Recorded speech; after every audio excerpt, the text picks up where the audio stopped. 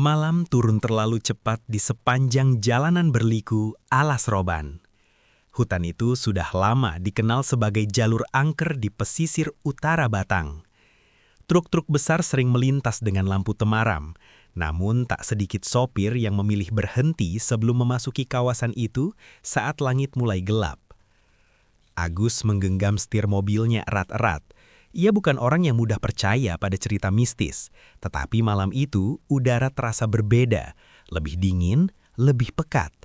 Di kursi sampingnya duduk Indra, sahabatnya sejak SMA, yang sedari tadi tak berhenti melihat ke arah pepohonan. "Gue nggak suka tempat ini, Gus," gumam Indra pelan. Di kursi belakang, Wiwin memeluk tasnya. Santi duduk di sampingnya, menatap layar ponsel yang sejak memasuki kawasan hutan tak lagi mendapatkan sinyal. "Kita cuma lewat," Agus mencoba menenangkan, meski jantungnya sendiri berdetak lebih cepat. Rumah Eyang Putri sudah nggak jauh. Nama itu membuat suasana mobil mendadak sunyi. Eyang Putri adalah nenek Agus, perempuan sepuh yang tinggal di desa kecil tak jauh dari Alas Roban. Sejak kecil, Agus sering mendengar cerita-cerita aneh tentang hutan itu dari mulut sang eyang, tentang bayangan tanpa wajah, suara gamelan di tengah malam, dan perempuan berbaju putih yang berdiri di tikungan tajam. Tapi malam ini, cerita itu terasa terlalu nyata. Kabut turun perlahan, menyelimuti aspal seperti nafas raksasa. Lampu mobil hanya mampu menembus beberapa meter ke depan. Pepohonan tinggi menjulang seperti sosok-sosok hitam yang mengawasi. Tiba-tiba, "Gus, pelan!" teriak Wiwin. Di depan, samar-samar terlihat seseorang berdiri di tengah jalan. Agus menginjak rem mendadak, mobil berhenti beberapa meter dari sosok itu.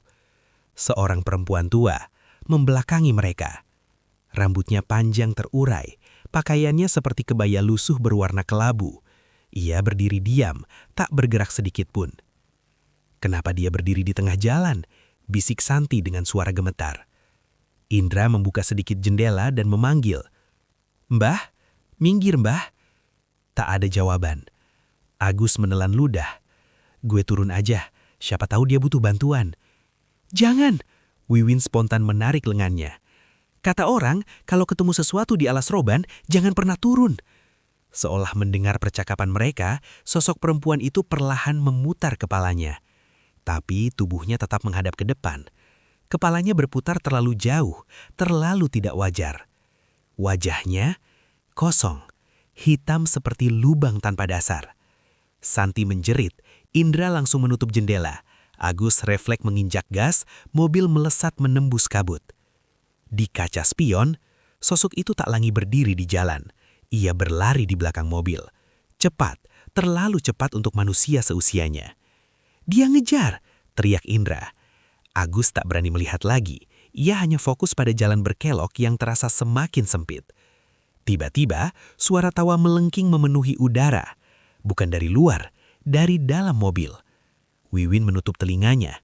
"Itu bukan dari kita." Santi menunjuk ke kaca depan. Di atas kap mobil, sosok perempuan itu merangkak. Wajah hitamnya kini tepat di hadapan mereka. Agus menjerit dan membanting setir. Mobil oleng, dunia seperti berputar. Gelap. Agus terbangun dengan nafas tersengal. Pagi telah tiba. Mobil mereka berhenti di pinggir jalan. Tak ada kabut, tak ada sosok perempuan. Indra masih tertidur dengan kepala menyandar ke jendela. Wiwin dan Santi juga terlelap. "Cuma mimpi," gumam Agus.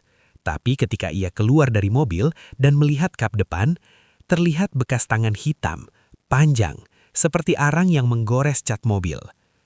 Dari kejauhan, suara tongkat kayu berdekatan mendekati tanah. Tok, tok, tok. Seorang perempuan tua berjalan mendekati dari arah desa. Rambutnya putih rapi disanggul, kebayanya bersih, wajahnya keriput namun teduh. "Gus," panggilnya lembut. Agus membeku. "Itu Eyang Putri?" Perempuan tua itu tersenyum tipis. "Kalian sudah dipanggil oleh penghuni Alas Roban." Angin pagi mendadak terasa dingin. Dan tidak semua yang masuk ke sana bisa keluar dengan utuh.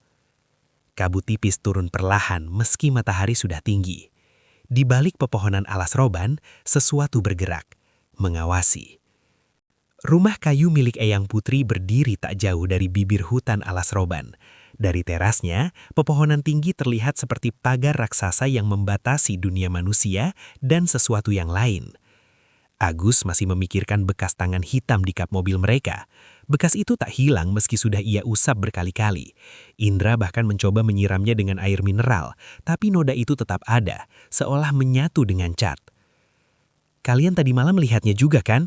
tanya Agus pelan. Indra mengangguk, wajahnya pucat. Wiwin memeluk dirinya sendiri. Itu bukan mimpi. Santi hanya diam, tapi matanya sembab seperti orang yang kurang tidur bertahun-tahun. Eyang Putri membuka pintu rumahnya lebar-lebar. "Masuklah, jangan berdiri terlalu lama di luar. Dia tidak suka orang yang menatap hutan tanpa izin." "Dia?" Indra mengulang.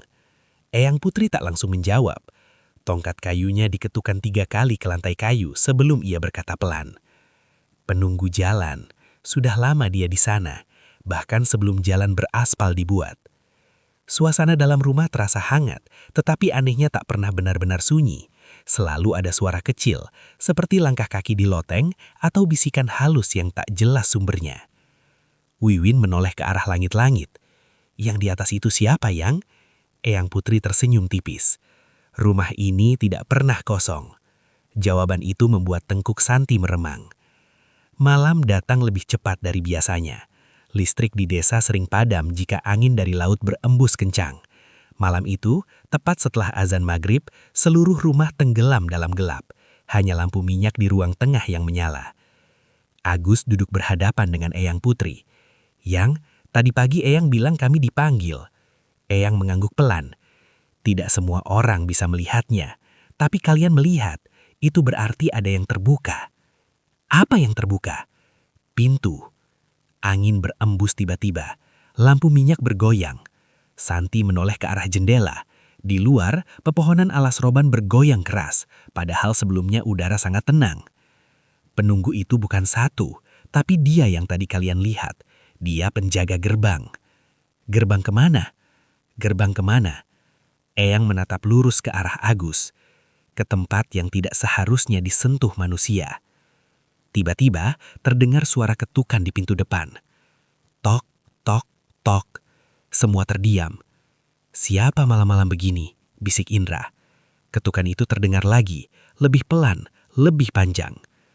Tok, tok, tok. Eyang Putri bangkit perlahan. "Jangan ada yang membuka pintu. Apapun yang kalian dengar, jangan jawab." "Tapi, Eyang mau kemana?" tanya Agus panik. Eyang tak menjawab. Ia berjalan ke arah dapur. Ketukan berubah menjadi suara garukan. Krek, krek, seperti kuku panjang menggesek kayu. Wiwin menutup mulutnya agar tak menjerit. Lalu terdengar suara perempuan dari luar. "Gus, buka pintunya. Ini Eyang." Agus membeku. Suara itu persis seperti suara Eyang Putri. Perlahan, Agus menoleh ke belakang. Eyang Putri berdiri di ambang dapur. Tersenyum. Berarti yang di luar itu siapa? Suara di luar kembali memanggil. Kali ini lebih memelas. "Gus, dingin. Eyang kedinginan." Air mata Santi menetes di pipi Santi. "Jangan dibuka, jangan dibuka." Tiba-tiba, suara itu berubah menjadi tawa melengking, sama seperti yang mereka dengar semalam di dalam mobil. Pintu bergetar hebat. Brak! Sesuatu menghantamnya dari luar. Lampu minyak padam, gelap total. Dalam kegelapan itu, terdengar suara langkah kaki, bukan dari luar, tapi dari dalam rumah. Seseorang berjalan di atas plafon, perlahan, mengitari mereka, dan berhenti tepat di atas kepala Agus. Tetesan cairan jatuh ke pipinya. Hangat, berbau amis. Lampu minyak menyala kembali. Semua menengak. Di langit-langit kayu terlihat bekas tangan hitam, sama seperti yang ada di kap mobil. Dan tepat di tengah ruangan, berdiri sosok perempuan berambut panjang dengan wajah hitam kosong. Ia tidak masuk dari pintu. Ia sudah ada di dalam sejak tadi. Eyang Putri memejamkan mata dan berbisik, "Kalian sudah ditandai." Sosok itu perlahan mengangkat tangannya dan menunjuk langsung ke arah Santi. Angin dingin menyapu ruangan. Santi menjerit dan tubuhnya terangkat beberapa sentimeter dari lantai. Tubuh Santi terangkat semakin tinggi. Wiwin menjerit histeris. Indra mundur hingga menabrak dinding. Agus berusaha meraih tangan Santi, tapi seperti ada dinding tak kasat mata yang menahannya. Sosok perempuan berwajah hitam itu tetap menunjuk. Udara di dalam rumah Eyang Putri terasa menekan, berat, seperti paru-paru dipenuhi asap dari dalam hutan alas roban. "Santi!" teriak Agus. Santi meronta, matanya bergerak-gerak, tapi bukan suaranya yang keluar. Suara itu berat, parau, tua. "Aku sudah menunggu." Eyang Putri menghentakkan tongkatnya ke lantai. Tok! Suara itu menggema, tidak wajar, seolah rumah kayu ini memiliki ruang kosong tak berujung di dalamnya. "Pergi!" "Pergi!" bentak Eyang dengan suara yang jauh lebih kuat dari biasanya. Sosok itu memiringkan kepala. Perlahan. Retak. Dari wajah hitamnya muncul garis putih tipis, seperti senyuman yang terbelah dari kegelapan. Santi tiba-tiba terhempas ke lantai. Bruk! Lampu minyak kembali padam. Ketika menyala lagi, sosok perempuan itu sudah hilang. Tapi, hawa dingin tidak ikut pergi. Santi terbaring lemah di pangkuan Wiwin. Nafasnya tersengal. "Air!" bisiknya. Agus berlari mengambil air dari dapur. Tangannya gemetar hebat. Indra mendekat ke Eyang Putri. "Yang, itu apa sebenarnya?" Eyang terdiam cukup lama sebelum menjawab. Namanya tidak boleh disebut. "Kenapa?" "Karena setiap nama adalah panggilan." Hening kembali menyelimuti ruangan. Eyang lalu memandang Santi dengan tatapan berbeda, lebih dalam, lebih khawatir. "Kamu pernah datang ke alas roban sebelumnya, Nduk?" Santi terdiam. Agus menoleh cepat. "San?" Santi memejamkan mata. "Aku pernah." Semua membeku. "Kapan?" tanya Wiwin pelan. 2 tahun lalu, jawab Santi lirih. "Waktu itu, aku ikut komunitas fotografi. Kami berburu foto kabut di tikungan lama, yang katanya sering ada penampakan." Jantung Agus terasa jatuh. "Kamu bilang ke kita itu cuma mitos." Santi menitikkan air mata. "Waktu itu, ada satu teman kami yang hilang semalaman. Namanya Raka. Kami kira dia tersesat. Tapi waktu ditemukan pagi harinya, dia duduk sendirian di tengah jalan. Diam. Tatapannya kosong." Indra menelan ludah. "Terus, seminggu kemudian dia meninggal." Angin di luar kembali menderu. Eyang Putri memejamkan mata. "Kalian tidak hanya lewat tadi malam. Kalian dipanggil karena ada yang belum selesai." Agus menatap Santi. "Apa yang kamu lakukan waktu itu?" Santi gemetar. Aku mengambil sesuatu." Suasana mendadak terasa lebih dingin. "Apa?" tanya Wiwin hampir berbisik. Santi mengeluarkan sesuatu dari dalam tasnya. Sebuah gelang kayu kecil, kusam, ada ukiran aneh di permukaannya. Eyang Putri langsung berdiri. "Kenapa kamu membawanya lagi ke sini?" "Aku nggak tahu kenapa. Rasanya seperti ada yang menyuruh." Eyang meraih gelang itu dengan kain mori, tidak menyentuh langsung. Ukiran di kayu itu tampak seperti simbol kuno, lingkaran dengan garis-garis menyerupai akar. "Ini bukan benda biasa," gumam Eyang. "Ini pengikat." "Pengikat apa?" tanya Indra. "Jalan." Semua kembali terdiam. Tiba-tiba terdengar suara dari luar rumah. Langkah kaki. Banyak. Mengitari rumah. Krek, krek. Seperti ranting patah diinjak berkali-kali. Wiwin merapat ke Agus. "Yang di luar, itu siapa?" Eyang menatap ke arah pintu. "Bukan siapa." "Lalu, berapa?" Langkah-langkah itu semakin banyak. Seperti puluhan orang berjalan mengelilingi rumah. Santi tiba-tiba memekik kesakitan. Gelang kayu di tangan Eyang bergetar.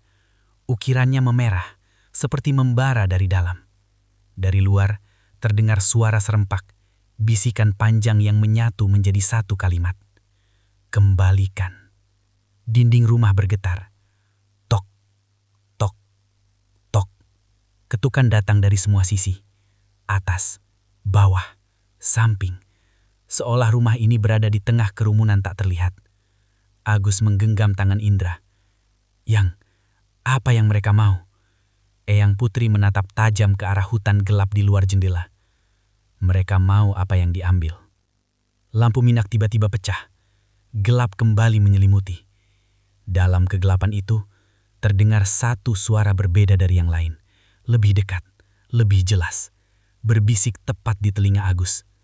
Kalau tidak dikembalikan, satu nyawa akan tinggal.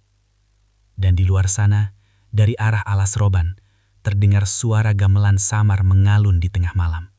Padahal, tak ada satupun hajatan di desa. Suara gamelan itu masih terdengar ketika fajar mulai menyentuh langit. Pelan, sumbang, seolah dimainkan oleh tangan-tangan yang tak terlihat dari dalam gelapnya alas roban. Tak satupun dari mereka benar-benar tidur. Santi duduk bersandar di dinding dengan wajah pucat. Gelang kayu itu kini dibungkus kain mori oleh Eyang Putri dan diletakkan di tengah ruangan, seperti benda yang sedang diadili. Kita harus mengembalikannya, kata Agus akhirnya. Indra menoleh cepat. Sekarang, semakin lama disimpan, semakin kuat ikatannya, sahut Eyang Putri pelan. Wiwin menggigit bibirnya. Kalau kita ke sana lagi, apa kita bakal pulang? Eyang tidak langsung menjawab. Kalau niatnya mengembalikan, ada jalan pulang. Tapi kalau ada rasa menantang, hutan akan menelan. Ucapan itu membuat tenggorokan Agus terasa kering. Menjelang siang, mereka berlima berdiri di tepi jalan lama. Tikungan yang 2 tahun lalu menjadi lokasi foto komunitas Santi. Tak ada kabut, tak ada suara, terlalu sepi. Burung pun tak terdengar. Di bawah pohon itu, bisik Santi menunjuk pohon besar berakar menjalar seperti ular. Agus melangkah lebih dulu, Indra mengikutinya. Wiwin membantu Santi berjalan pelan. Eyang Putri berjalan paling belakang. Tongkatnya sesekali diketukkan ke tanah. Tok, tok, tok. Semakin mereka mendekat ke pohon itu, udara terasa lebih berat, seperti ada tekanan tak terlihat yang mendorong dada mereka. Agus berlutut di dekat akar. Di sini kamu nemuin gelangnya. Santi mengangguk. Tanah di sekitar akar tampak lebih gelap dari sekitarnya. Agus menyentuhnya. Hangat. Padahal matahari tak terlalu terik. Eyang Putri membuka kain mori dan mengeluarkan gelang kayu itu. Ukirannya kembali memerah samar. Letakkan, ujar Eyang. Tangan Santi gemetar saat menerima gelang itu. Aku yang harus mengembalikan, katanya lirih. Ia berlutut di samping Agus dan menaruh gelang itu tepat di antara akar-akar besar. Saat kayu itu menyentuh tanah, angin berhembus keras. Pepohonan berderak serempak. Suara gamelan kembali terdengar. Kali ini lebih jelas, lebih cepat. Tanah di sekitar gelang bergetar. Retak. Dari celah tanah muncul asap tipis berwarna kelabu. Wiwin mundur. Ini nggak benar. Tiba-tiba terdengar suara nafas berat. Bukan dari mereka, dari belakang pohon. Agus berdiri perlahan. Sosok perempuan berwajah hitam itu muncul dari balik batang besar. Diam. Tak lagi melayang. Kakinya menapak tanah. Tapi bayangannya tidak ada. Santi terisak. Aku cuma nggak tahu itu milik siapa. Sosok itu memiringkan kepala. Lalu menunjuk ke tanah tempat gelang berada. Tanah retak semakin lebar. Dari dalamnya terlihat sesuatu. Bukan lubang kosong, tapi seperti lorong. Gelap, dalam. Dan dari dalam lorong itu terdengar suara banyak orang berbisik. Belum selesai. Eyang Putri menghentakkan tongkatnya. Tok, yang diambil sudah dikembalikan. Sosok perempuan itu perlahan menoleh ke arah Eyang. Untuk pertama kalinya, di wajah hitamnya muncul 2 titik putih. Mata.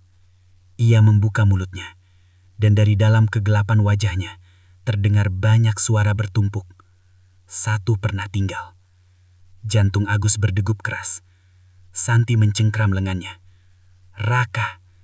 Tiba-tiba tanah di bawah kaki Santi amblas. Ia menjerit saat tubuhnya terseret turun. Agus langsung menangkap tangannya. Indra membantu menarik. Wiwin berteriak histeris. Dari dalam celah tanah, muncul tangan-tangan hitam mencengkram pergelangan kaki Santi. Banyak, dingin. Mereka menariknya ke bawah. "Lepaskan dia," teriak Agus. Sosok perempuan itu hanya menonton. Seolah ini bukan serangan, tapi penagihan. Eyang Putri menutup mata dan mulai melantunkan sesuatu dalam bahasa Jawa kuno. Suara gamelan semarak berhenti mendadak. Hening total. Tangan-tangan hitam itu berhenti bergerak, lalu perlahan mengendur. Agus dan Indra menarik Santi sekuat tenaga. Tubuh Santi terlepas dari cengkraman dan terjatuh di tanah. Retakan di tanah menutup kembali. Sosok perempuan itu mundur selangkah. Tubuhnya mulai memudar seperti asap tertiup angin. Sebelum benar-benar hilang, ia mengangkat tangannya sekali lagi dan menunjuk, bukan ke Santi, tapi ke Indra. Angin berhenti.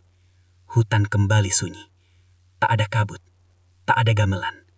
Seolah tak pernah terjadi apa-apa. Indra berdiri membeku.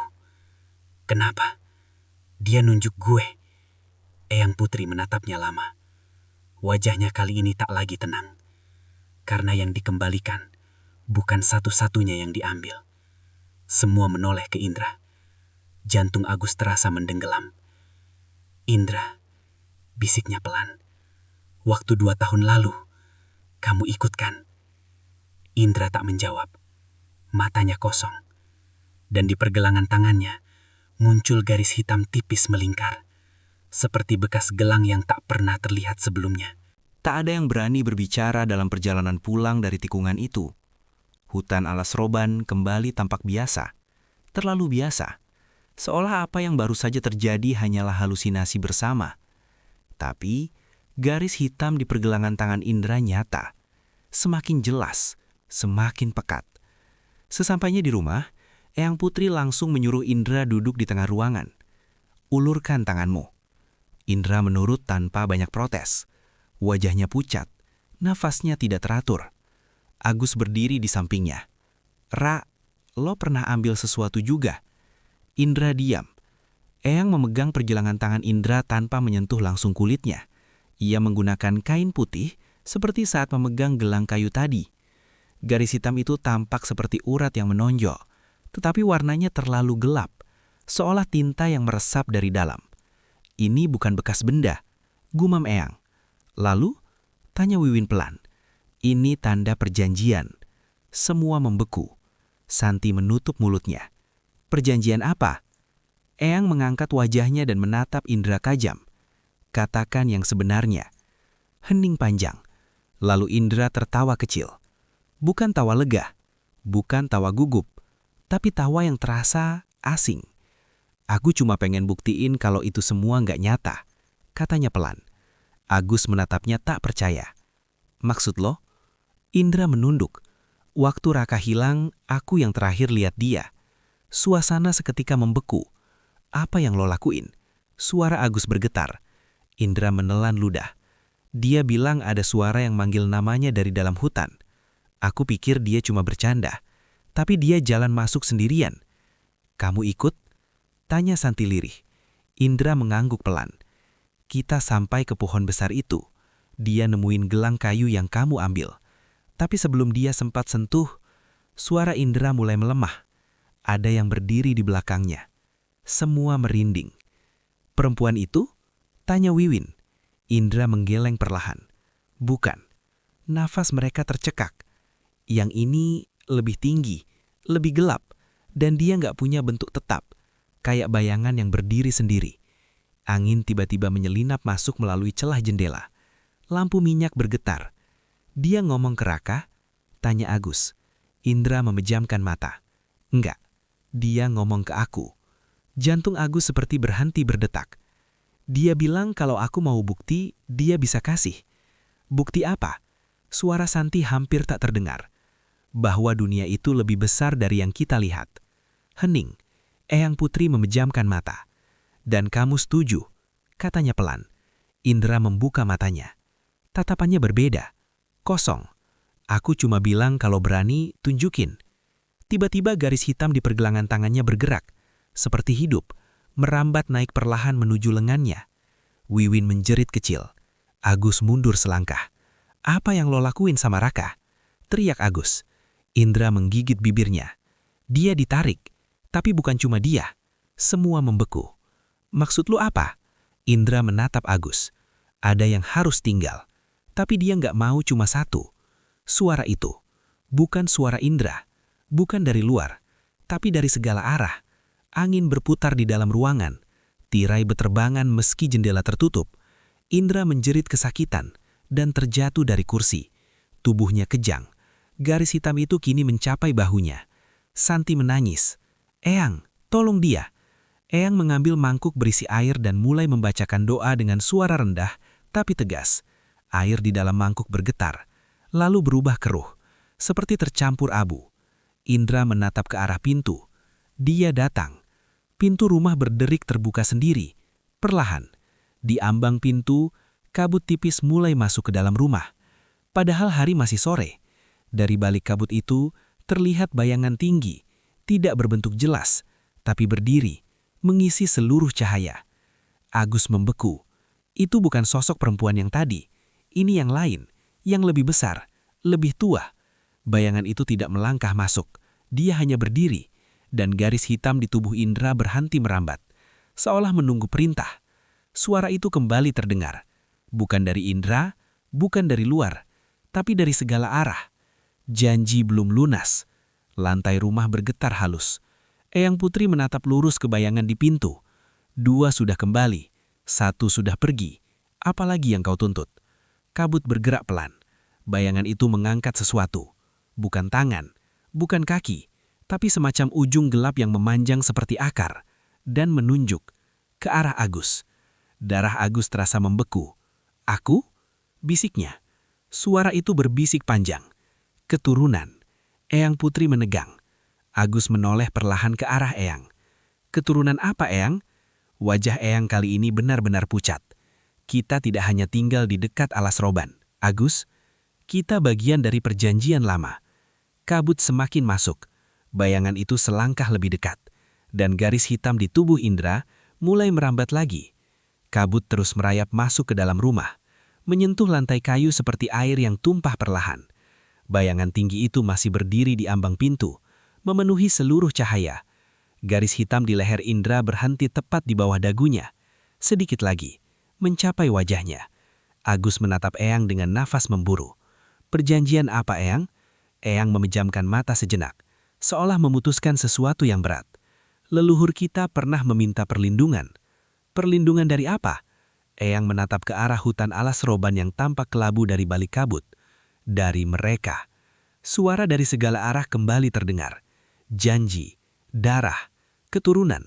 Wiwin menangis pelan. "Eyang, jangan pakai bahasa teka-teki."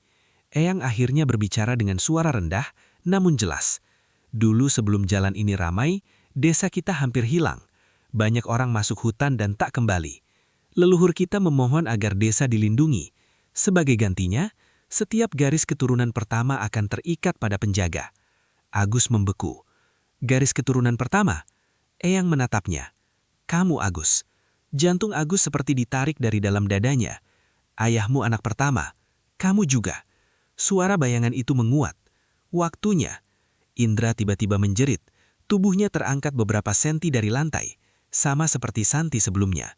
Garis hitam itu hampir mencapai bibirnya.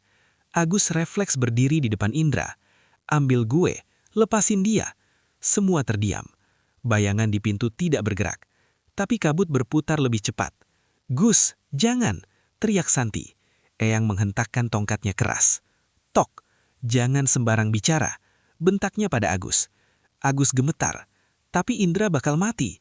Indra membuka mata. Untuk sesaat, tatapannya kembali normal. "Gus, gue yang mulai ini." Suaranya lemah. Tiba-tiba lantai bergetar keras. Dari bawah papan kayu, terdengar suara ketukan. Bukan satu, banyak. Tok tok tok, seperti ada puluhan tangan mengetuk dari bawah rumah. Wiwin menjerit. Santi memeluk dirinya sendiri. Bayangan di pintu mulai masuk. Perlahan, setiap langkahnya membuat udara makin berat. Eyang Putri mengambil sesuatu dari balik bajunya. Sebuah cincin tua berwarna kusam. Ini warisan yang seharusnya tidak pernah dipakai, katanya pelan. Agus menatap cincin itu. Apa itu? Eyang menggenggam cincin itu dan menatap bayangan tinggi tersebut. Janji lama bukan berarti kau boleh mengambil sesuka hati. Suara makhluk itu berubah, kini lebih dalam.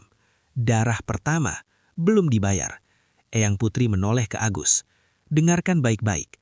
Perjanjian itu bukan untuk kematian, tapi untuk penjagaan. Maksudnya, setiap keturunan pertama harus menjadi penyeimbang. Jika tidak, desa akan kembali ditagih.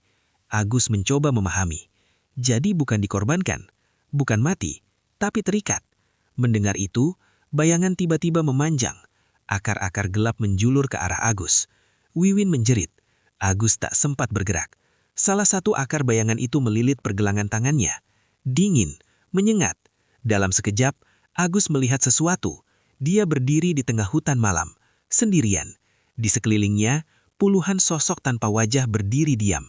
Dan di hadapannya, pohon besar tempat gelang itu dikembalikan. Suara berbisik memenuhi kepalanya. Penjaga atau pengganti. Tiba-tiba sebuah tangan menyentuh bahunya. Agus tersentak kembali ke rumah. Eyang Putri sedang memegang tangannya erat. Akar bayangan itu terlepas. Agus terjatuh ke lantai. Nafasnya memburu.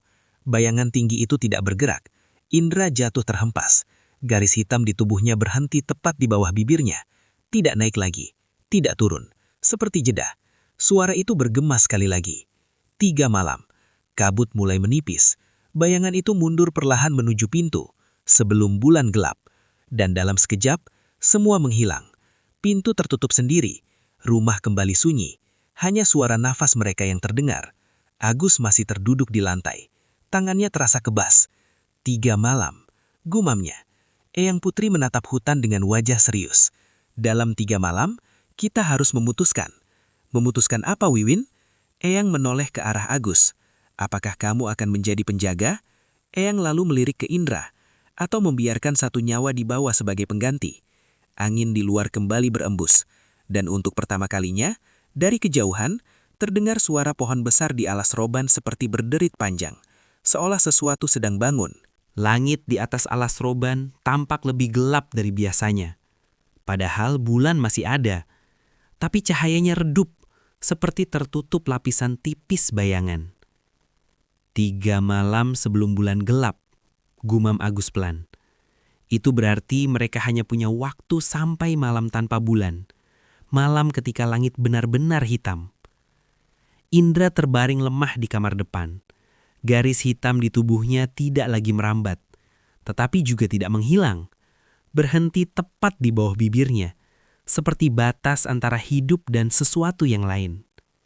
Santi duduk di sampingnya. Lo ngerasa apa? Bisiknya. Indra membuka mata perlahan. Dingin, jawabnya pelan. Kayak ada yang nungguin di belakang gue. Wiwin yang berdiri di ambang pintu langsung merinding. Agus berjalan mondar-mandir di ruang tengah. Pikirannya penuh. Kalau gue jadi penjaga, apa yang bakal terjadi sama gue? Eyang Putri duduk bersila di lantai, menyiapkan dupa dan mangkuk kecil berisi air. Kamu tidak akan mati, katanya pelan. Tapi kamu tidak akan sepenuhnya bebas. Terikat di hutan, terikat pada batasnya. Agus mengusap wajahnya kasar. Kenapa harus gue? Karena garis pertama selalu menjadi penyeimbang. Leluhur kita memilih bertahan hidup dengan harga itu. Hening. Di luar, suara ranting patah terdengar. Krek. Semua langsung terdiam. Santi berdiri perlahan. Itu dari luar. Krek. Kali ini lebih dekat. Wiwin mendekat ke jendela, lalu membeku. Gus. Apa? Di halaman. Agus mendekat dan mengintip dari balik tirai. Nafasnya tercekak.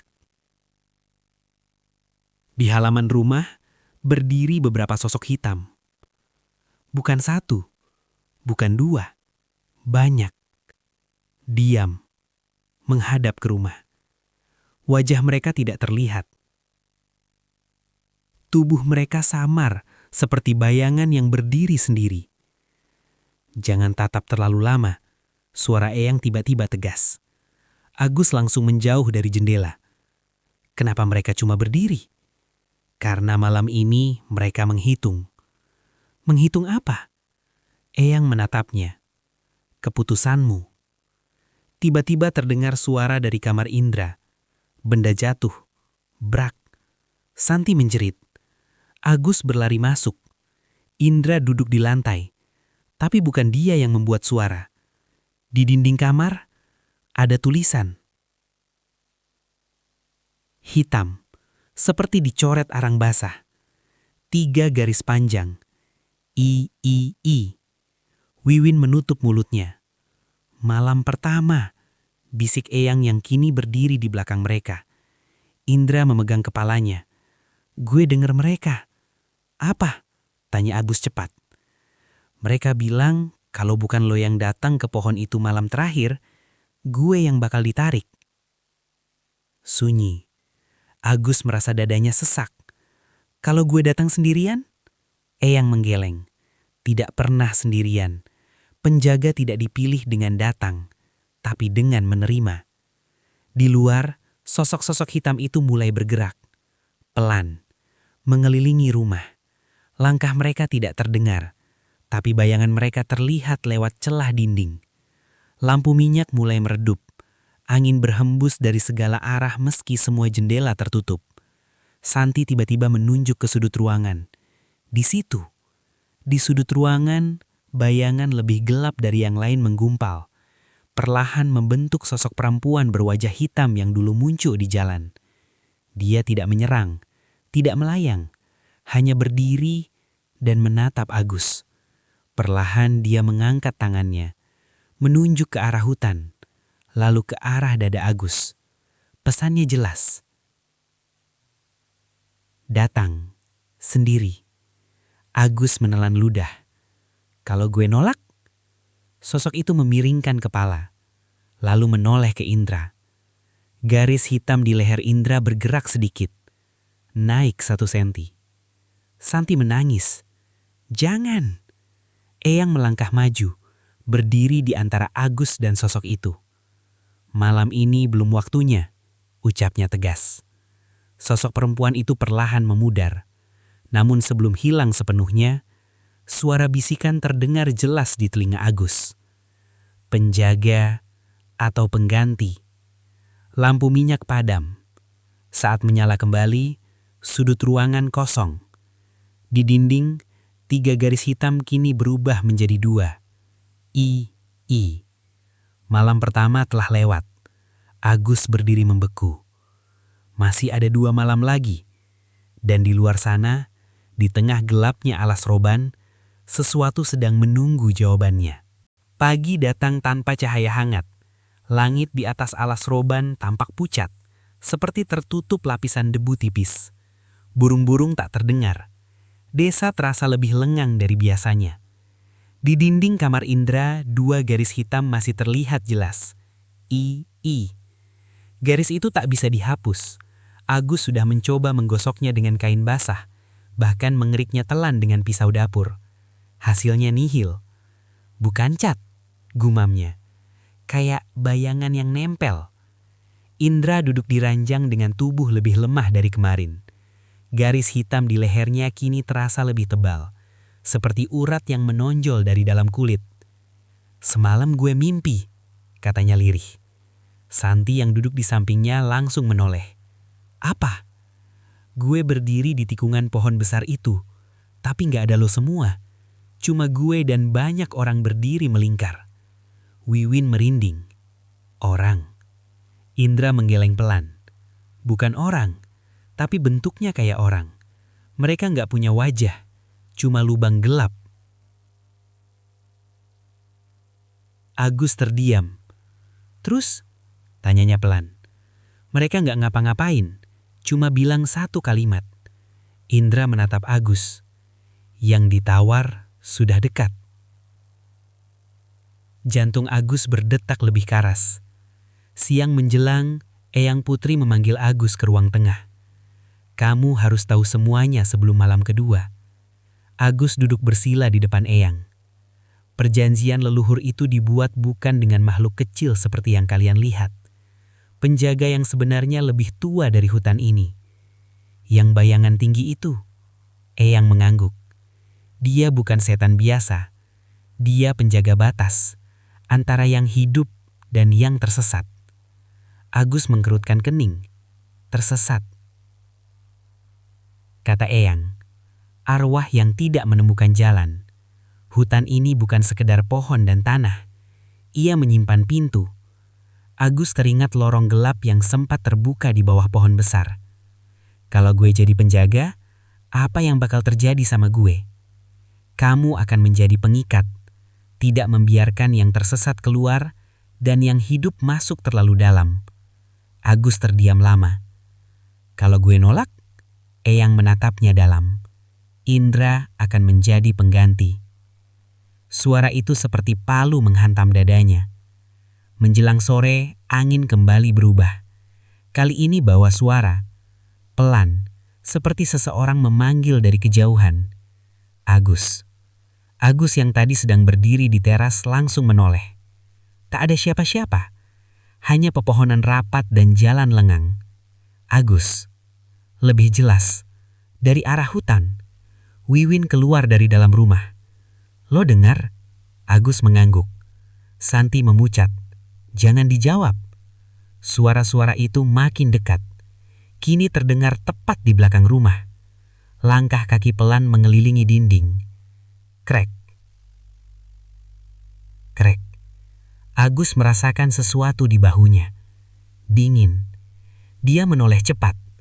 Tak ada siapa-siapa. Tapi di tanah teras muncul satu garis hitam baru. Hanya satu. Eyang Putri keluar dengan wajah tegang. Malam kedua sudah mulai. Padahal matahari belum tenggelam sepenuhnya. Langit mendadak meredup. Angin berhenti total. Sunyi yang menekan. Tiba-tiba suara keras terdengar dari arah hutan. Seperti pohon besar tumbang. Dum! Tanah bergetar ringan. Santi memegang lengan Wiwin erat. Dia bangun, bisiknya. Indra terjatuh berlutut. Garis hitam di lehernya bergerak lagi. Naik. Menyentuh sudut bibirnya. Agus panik. Yang! Eyang menutup mata dan berbisik cepat. Tapi suara lain memotong doa itu. Lebih besar, lebih berat. Datang dari dalam hutan. Datang. Bukan bisikan lagi. Perintah. Pepohonan di tepi alas roban bergerak serempak. Meski tak ada angin. Celah satu terbuka di antara batang-batang besar. Seperti jalan yang dipersiapkan. Sosok perempuan berwajah hitam muncul lagi di tepi hutan. Dia tidak menunjuk, tidak melayang, hanya berdiri dan menatap Agus. Perlahan dia mengangkat tangannya, menunjuk ke arah hutan, lalu ke arah dada Agus. Pesannya jelas. Malam turun lebih cepat dari seharusnya. Langit di atas alas roban kini hampir tanpa cahaya. Bulan masih ada, tapi hanya seiris tipis, pucat seperti mata yang mengawasi dari jauh. Di depan rumah, celah di antara pepohonan masih terbuka. Jalan itu tidak ada sebelumnya. Kini jelas terlihat. Tanahnya lebih gelap, seperti sering diinjak, meski tak ada jejak kaki. Agus berdiri di tepi teras. Suara dari hutan tak lagi berbisik. Kini hanya sunyi. Sunyi yang mengundang. Indra terbaring makin lemah. Garis hitam sudah menyentuh sudut bibirnya. Jika naik sedikit lagi, ia tahu apa artinya. Aku ikut, kata Santi tiba-tiba. Enggak, tegas Agus. Kita nggak tahu apa yang bakal terjadi. Justru itu. Wiwin memegang tangan Santi. Kalau ini soal perjanjian keturunan, berarti ini bukan urusan kita. Agus menatap Eyang Putri. Kalau gue masuk malam ini, apa gue bisa balik? Eyang terdiam lama. Kalau kamu masuk sebagai orang yang ditarik, tidak. Agus menelan ludah. Dan kalau gue masuk sebagai penjaga? Eyang menatap langsung ke matanya. Kamu tidak akan sepenuhnya kembali. Kalimat itu menggantung berat. Angin tiba-tiba berembus pelan. Dari dalam hutan, terdengar satu suara berat. Bukan perintah, bukan ancaman, tapi panggilan yang tenang. Agus. Bukan banyak suara, hanya satu. Dan entah kenapa, suara itu terdengar tua. Bukan jahat, tapi dingin. Agus melangkah turun dari teras. Santi langsung memegang lengannya. Jangan sekarang. Kalau bukan sekarang, mereka bakal ambil Indra sebelum bulan gelap. Indra tersenyum lemah dari dalam rumah. Gue nggak takut mati, Gus. Gue takut, potong Agus pelan. Hening. Agus melepaskan genggaman Santi. Aku nggak akan biarin lo jadi pengganti. Ia berjalan menuju celah pepohonan. Setiap langkah terasa berat, seperti tanah mencoba menahannya. Begitu melewati batas halaman, udara berubah. Lebih dingin, lebih pekat. Suara dunia luar menghilang. Tak ada jangkrik, tak ada angin. Hanya detak jantungnya sendiri. Di tengah jalan, sosok perempuan berwajah hitam berdiri. Diam, menunggunya. Agus berhenti beberapa langkah di depannya. Aku datang, katanya pelan. Sosok itu tidak bergerak. Perlahan ia berbalik, memberi jalan. Agus mengikutinya masuk lebih dalam. Semakin jauh ia melangkah, pepohonan semakin rapat. Cahaya bulan makin hilang, hingga akhirnya ia tiba di pohon besar tempat gelang itu dulu ditemukan. Tanah di sekitarnya kembali retak. Lorong gelap terbuka perlahan. Asap tipis mengepul dari dalamnya. Dan di depan lorong itu, bayangan tinggi berdiri. Lebih jelas dari sebelumnya. Tubuhnya seperti kabut padat yang terus berubah bentuk. Tak punya wajah, tapi keberadaannya terasa seperti tekanan di dada. Keturunan pertama, suara itu bergema tanpa arah. Agus mencoba berdiri tegak, meski lututnya gemetar. Aku datang bukan untuk ditarik. Janji darah harus lunas. Aku nggak mau jadi korban. Sunyi sejenak. Lalu suara itu menjawab. Bukan korban. Lorong di tanah memancarkan cahaya kelabu. Dari dalamnya terdengar banyak bisikan. Penjaga. Tiba-tiba Agus melihat bayangan lain di dalam lorong. Sosok laki-laki tua berdiri di antara kabut. Wajahnya samar, tapi terasa familiar. Eyang, bisiknya. Sosok itu tidak berbicara, tapi mengangguk pelan. Agus teringat cerita tentang kakek buyutnya yang meninggal muda. Jangan-jangan, bayangan tinggi itu kembali bersuara. Setiap penjaga tidak pernah benar-benar pergi. Agus menatap lorong itu. Kalau gue terima, Indra bebas. Bebas. Dan desa, seimbang. Agus menarik napas panjang. Di belakangnya terdengar suara langkah tergesa. Gus! Ia menoleh. Santi berdiri beberapa meter di belakangnya. Wajahnya panik. Kita nggak bisa ninggalin lo. Agus membeku. Bayangan tinggi itu perlahan memanjang. Suara menjadi lebih berat. Batas dilanggar. Tanah mulai bergetar. Lorong melebar. Dari dalamnya tangan-tangan hitam mulai merayap keluar. Santi mundur ketakutan. Agus sadar. Ini bukan bagian dari kesepakatan. Balik San, teriaknya. Tapi sudah terlambat. Salah satu tangan hitam mencengkeram pergelangan kaki Santi. Ia menjerit. Bayangan tinggi itu kini tidak lagi tenang. Udara berubah kacau. Pepohonan bergetar keras. 2 jiwa, lebih mudah. Agus merasakan amarah naik dalam dirinya. Enggak, ia melangkah maju, berdiri tepat di depan lorong. Aku terima. Semua berhenti. Tangan-tangan hitam membeku. Bayangan tinggi itu kembali stabil. Dengan sadar, Agus menatap Santi yang masih terjatuh. Ia mengangguk. Dengan sadar. Lorong bercahaya terang. Dan sesuatu yang dingin menyentuh dada Agus. Tepat di jantungnya. Di rumah, jauh dari sana, Indra tiba-tiba menjerit. Garis hitam di lehernya retak, seperti kaca pecah. Kembali turun, menghilang. Di tengah hutan, Agus merasakan tubuhnya seperti ditarik ke dalam kabut. Suara bayangan itu bergema terakhir kalinya. Mulai malam bulan gelap, kau adalah batas. Cahaya menyilaukan, lalu gelap. Dan di tepi alas roban, Santi terbangun sendirian. Tak ada lorong, tak ada bayangan, tak ada Agus. Hanya hutan sunyi yang diamang sebagai penjaga. Dan suara angin yang kembali berembus pelan. Malam bulan gelap akhirnya tiba. Langit di atas alas roban benar-benar hitam. Tak ada bulan, tak ada bintang.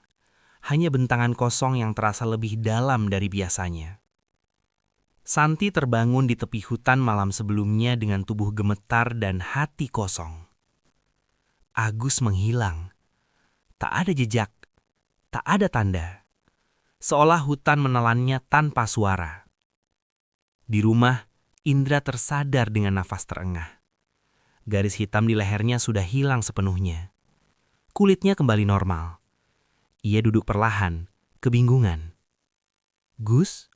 bisiknya. Wiwin dan Santi hanya bisa menangis dalam diam. Eyang Putri berdiri menghadap hutan. Wajahnya tidak sedih, tapi berat. "Dia tidak mati," ucapnya pelan. "Terus dia di mana?" Suara Santi pecah. Eyang menutup mata. Di batas. Malam itu, angin bertiup berbeda. Tidak lagi dingin menusuk, tidak lagi membawa bisikan. Sunyi di alas roban terasa seimbang. Tak ada sosok berdiri di halaman, tak ada bayangan mengitari rumah. Seolah sesuatu yang lama menunggu akhirnya mendapatkan pengganti. Indra berjalan tertatih keluar rumah. Ia menatap ke arah pohon besar yang samar terlihat dari kejauhan. Dia janji bakal balik. Suaranya parau. Eyang mendekat pelan. Dia akan selalu ada. Tapi nggak bisa pulang. Eyang menggeleng tipis. Penjaga tidak tinggal di satu sisi. 3 hari berlalu. Desa kembali normal. Tak ada lagi suara gamelan di malam hari. Tak ada kabut turun tiba-tiba. Jalan di dalam alas roban terasa lengang, tapi tidak lagi menekan. Seolah sesuatu yang dulu mengintai kini hanya mengawasi dari jauh. Indra sudah bisa berdiri tanpa gemetar. Santi tak lagi mendengar bisikan namanya. Wiwin mulai berani membuka jendela saat malam. Namun, ada satu hal yang berubah.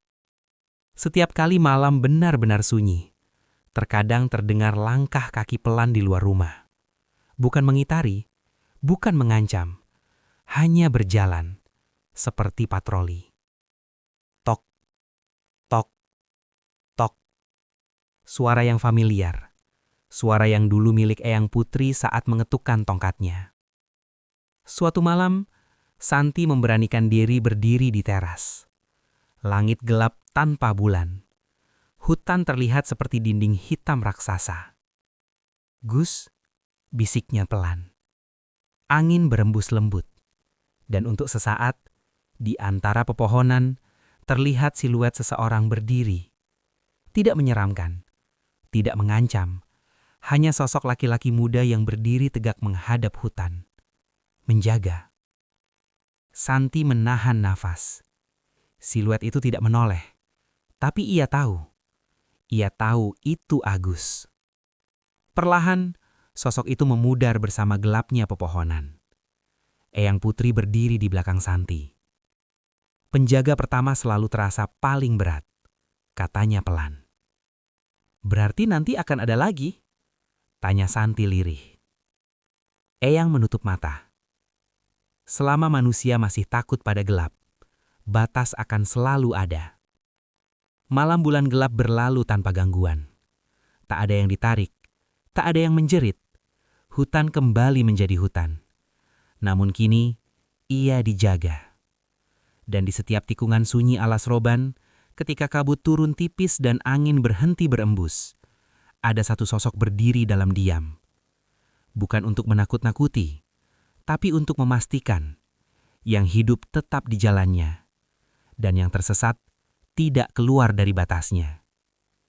Agus tidak pernah benar-benar kembali, namun ia juga tidak pernah benar-benar pergi. Ia menjadi bagian dari alas roban, bagian dari gelap, bagian dari penjagaan. Jangan lupa like dan subscribe YouTube SRR Ryan. Terima kasih.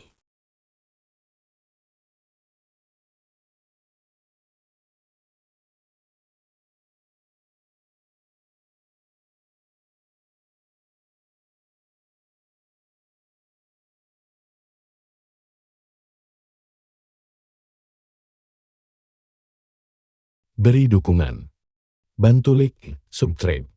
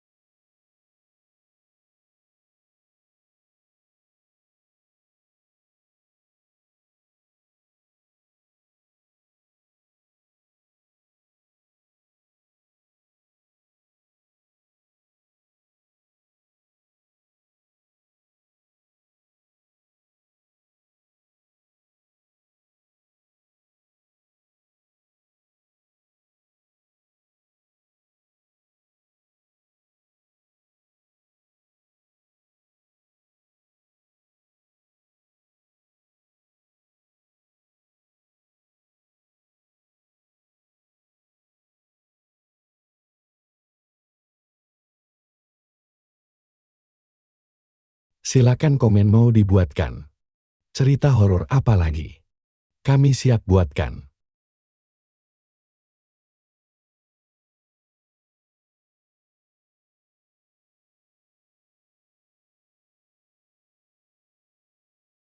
Bantu YouTube SRR Ryan makin berkembang terus dari bantuan kalian semua, semoga kedepannya terus dilancarkan.